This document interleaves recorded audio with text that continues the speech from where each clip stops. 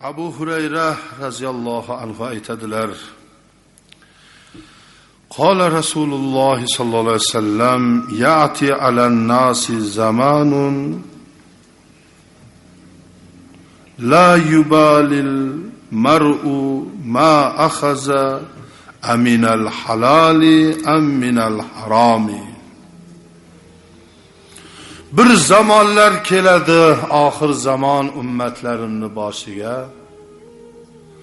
U zamondagi odamlar halolmi, harommi urishadi, yevrishadi. Harom halolni farqiga bormay qo'yishadi. Haromdan hazar qilishmaydi, halolga bunday topiy deb xaridor bo'lmaydi. Halol harom birdek o'taveradi tomoda. Ana ularning duosi keyin mustajab bo'lmay qoladi, ibodatlari qabul bo'lmay qoladi. Ana undan keyin turli ofat balolar, duolar qabul bo'lmay qolgandan keyin kela boshlaydi. Yesam, olsam, 5 so'm bo'lsa ham urib qolganim foyda. 10 so'm bo'lsa ham olib qolganim foyda. Mana shunday harakatlar juda ko'p. Shunday ishlar juda ko'p bizning zamonamizda ham. Lekin bor ahli iymonlarki shularning duosining sharofati bilan yashab turibmiz, birodarlar. Ahli duolarning duosi qabul bo'lmay qolsa qiyomat boshlanadi. Bular yo ko'payyapti, yo kamayyapti.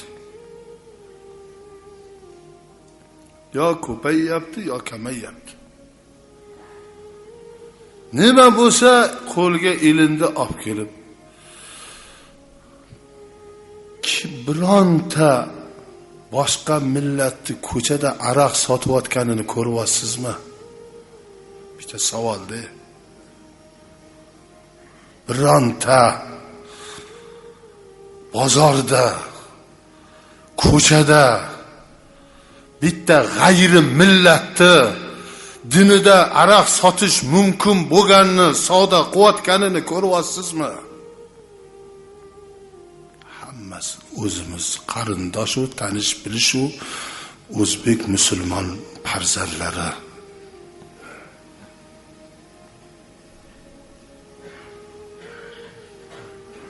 Xudoyilar qiladi. Namoz ham o'qishadi. Musulmonchilikni ham da'vosi bo'ladi. Ana shularning hammasi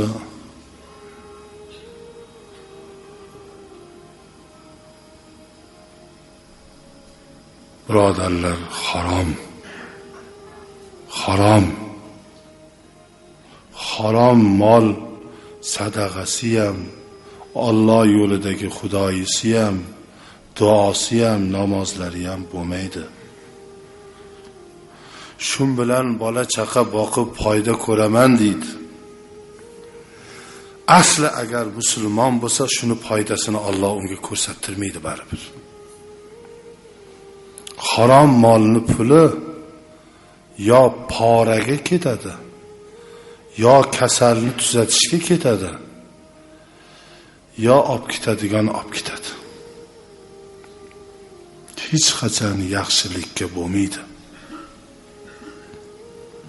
Qilmang. Qo'ldan kelgancha tushuntiring. Dinni eng birinchi dushmani aroq. Dini islomni oyoq osti qildirgan, kofirlar oyoq ostisida qolib ketishiga, Qur'onlarni yoqilishiga, masjidlarni buzilishiga sabab bo'lgan aroqdir. Chunki ichilgandan keyin iymon ketadi, vatanni sevmoq ketadi, vatanni sotadi. Vatanni kimlar sotgan? Birinchi bo'lib boyvachchalar, ichkilikka berilgan ruslarga shogird tushganlar birinchi bo'lib sotib bergan, qayerdan kirish kerak, qayerdan olish kerak, qanday yer hosil bizni zamin deb kaytni ustida gapirib beravergan hammasini. Said Azimboyi bor, boshqasi bormi? Ana undan keyin bo'lgan hamma ish. Vatanni sevmoq iymondan deydi. Iymon ketgandan keyin vatanni sevmay qolinadi. Vatanni sotadi keyin. Oxiri bir butilka aroqqa ham sotib qo'yadi. Bu narsa yot bizga, bu narsa harom bizga. Bu narsani qilmang. Bu narsadan tiyiling.